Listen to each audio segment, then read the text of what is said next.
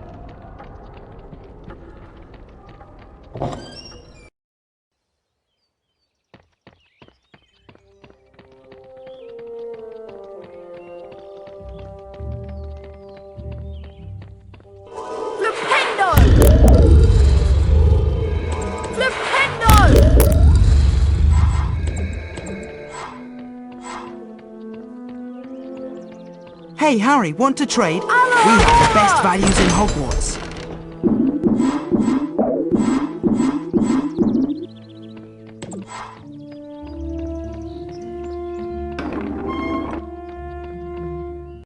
Listen up, Harry. We're going to make sure we win the Quidditch Cup this year, and the way we're going to do that is practice, practice, practice.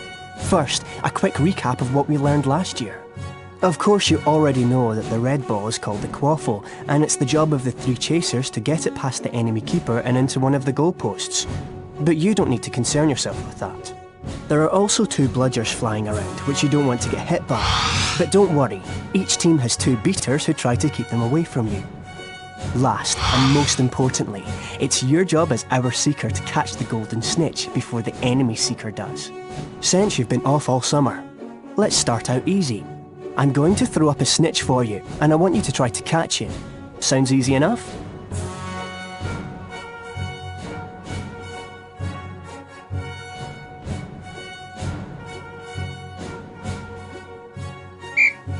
Alright then. You can use your arrow keys to steer your broom left, right, up and down. You will automatically close in on the snitch. Quidditch is a rough game, Harry, but don't worry, padding helps. Being hit by a bludger, pushed by the other seeker, or running into things can slow you down and put you further behind the snitch. Now the rest of the Gryffindor team is here, let's play a mock game of Quidditch. Avoid the bludgers and the other seeker. I'm going to have a Gryffindor stand in as an enemy seeker. You'll need to make sure she's out of the way before you can catch the snitch. Don't worry, they'll take it easy on you.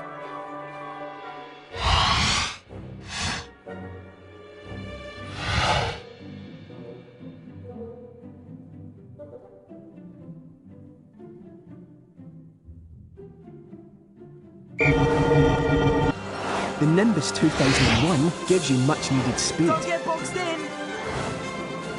Quidditch armour will help soften blows during the match. If you have enough bees, you can buy Quidditch upgrades from Fred and George. Thank you. That's it, Harry. Give them a good nudge so you can catch the snitch. Good try. Remember, Harry, do not put your hand out until the enemy seeker is out of the way.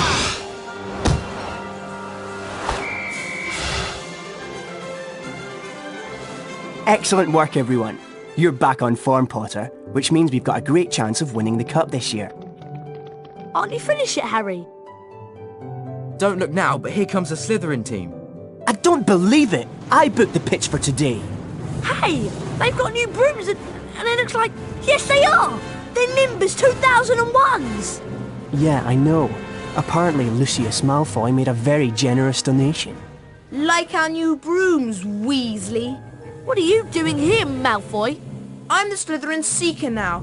Didn't you know? Perhaps someday Gryffindor will be able to afford new brooms. Well, at least no one on the Gryffindor team had to buy their way in. They got in on pure talent. No one asked your opinion, you filthy little mudblood.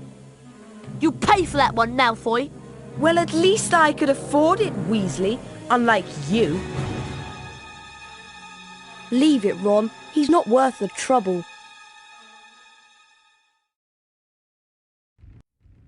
Mudblood, the nasty name some wizards use for other wizards who were born to non-magical parents. And speaking of mud, October arrived damply at Hogwarts, spreading a soggy chill over the grounds and into the castle. A different kind of chill would soon set in as well. It's time for potions class with Professor Snape. We don't want to be late. You know what he's like. It's down in the dungeons. Follow me.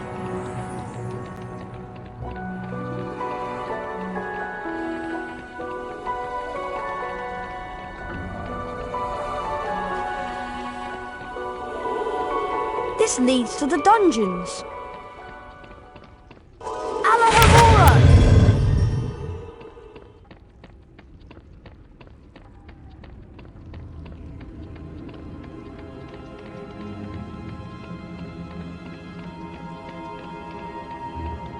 Now pay attention.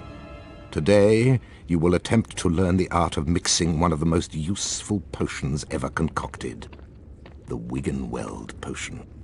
Potter, you have just volunteered to show the rest of the class how this is done. Get up here immediately. A Wiggenweld potion will restore some of your lost stamina. Even a single bottle is capable of healing the most grievous wounds. In this chest are the two ingredients of Wiggenweld potion: flobberworm mucus and Wiggentree bark. Take them out.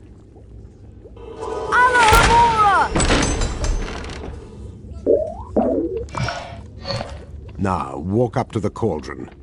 Try not to observe Mr. Potter adding the ingredients to the cauldron and mixing them. Careful, Potter. You don't want to lose house points. Mr. Potter now has a Wiggenweld potion.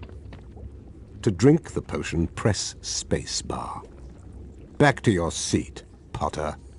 Those of you who are adventurous, or more probably clumsy, will no doubt want to make Wiggenweld potions on your own. Therefore, there are cauldrons like this one throughout Hogwarts. They are the only cauldrons in which Wiggenweld potions can be made.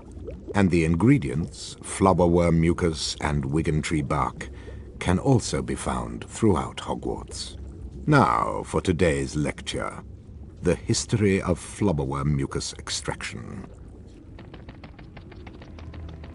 Before that lecture, I thought I knew everything I wanted to about flobberworm mucus, and I was right. Well, I thought he touched on some interesting aspects. Let's get going before Snape comes out.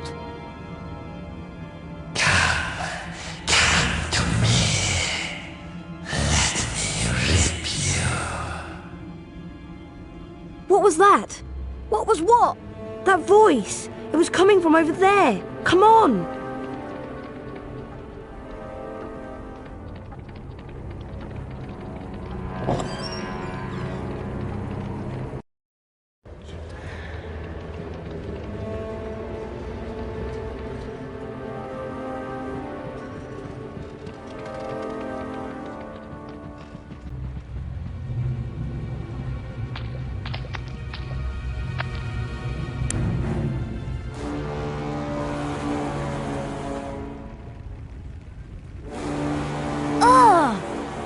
Horrible! What's going on?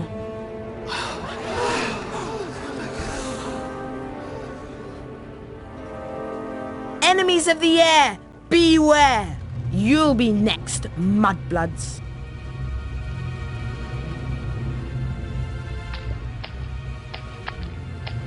She's been petrified, but how? I cannot say. And now, I would like everybody to please return to their dormitories. There's nothing else to see here. Come on, Harry. Professor Dumbledore's right. There's nothing more to see here.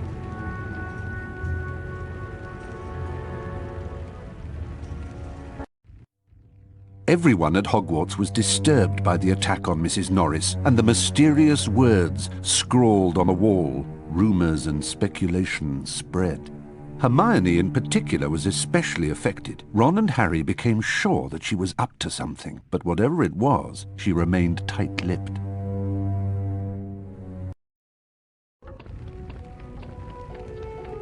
have to get to Charms class, Harry, and I have an idea. An idea about what? We should ask Professor Flitwick about the Chamber of Secrets. He's bound to know something. Let's go.